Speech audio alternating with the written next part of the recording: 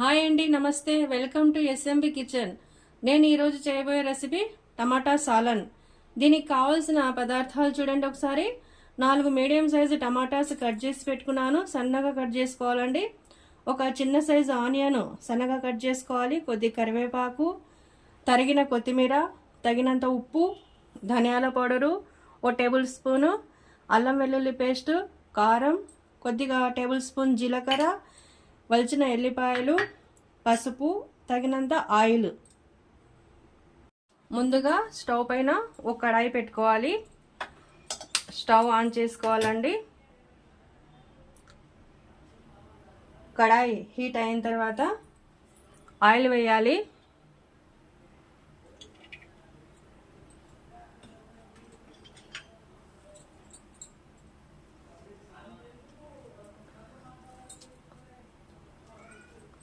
Oil heat అవ్వగానే onions వేయాలండి.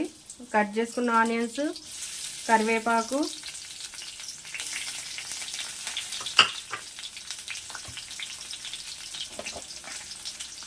కొంచెం జీలకర్ర, ఆవాలు,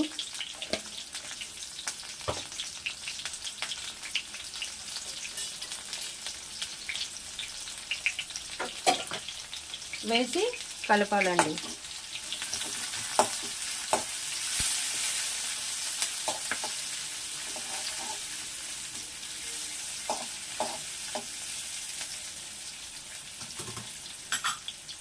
ఆనియన్స్ బాగా బ్రౌన్ కలర్ రావాలండి. మధ్య మధ్యలో ఒకసారి కలపాలండి.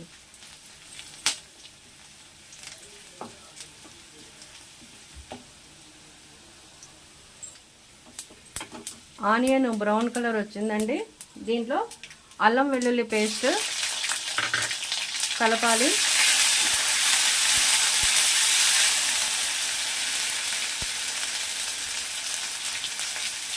పసుపు, కారము, ధనియాల పౌడరు వేసి కలపాలండి. బాగా కలిపిన తర్వాత ఇందులో మనం కట్ చేసి పెట్టుకున్న టమాటాస్ వేయాలి.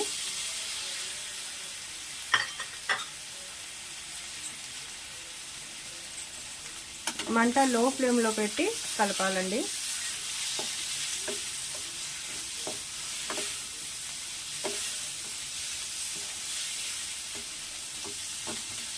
తర్వాత ఇందులో ఉప్పు వేద్దాం.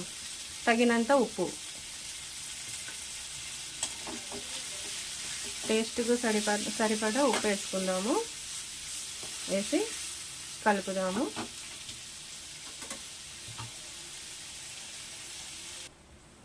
అడుగంటకుండా మధ్య మధ్యలో కలపాలండి. మంట లో ఫ్లేమ్లో పెట్టి ఉడకనివ్వాలి. 5 మినిట్స్ ఉడకాలండి. ఇప్పుడు మూత తీసి చూద్దాము. కర్రీ ఉడుకుతూ ఉందండి. మళ్ళీ ఒకసారి కలుపుదాము. ఎందుకంటే ఇది బాగా మెత్తగా ఉడకాలి టమాటాస్.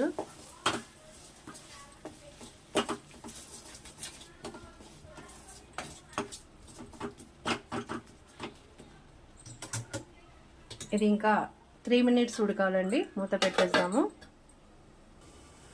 అది ఉడికేలోపు ఇక్కడ మనము ఈ ఎల్లిపాయలు,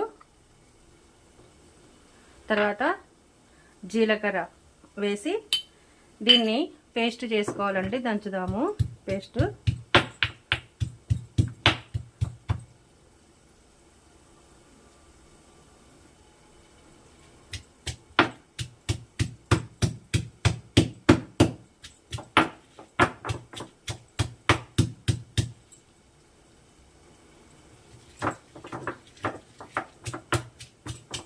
ఇది మెత్తగా పేస్ట్ అయిందండి.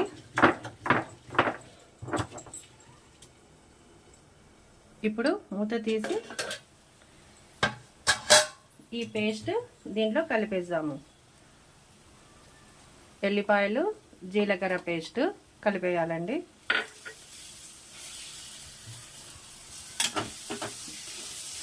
ఇదిగోండి, చాలా టేస్టీగా ఉంటుందండి ఈ సాలను, టమాటా సాలను.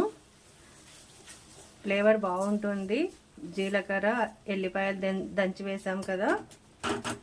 ఇప్పుడు దీంట్లో కొంచెము కొత్తిమీర యాడ్ చేద్దాం.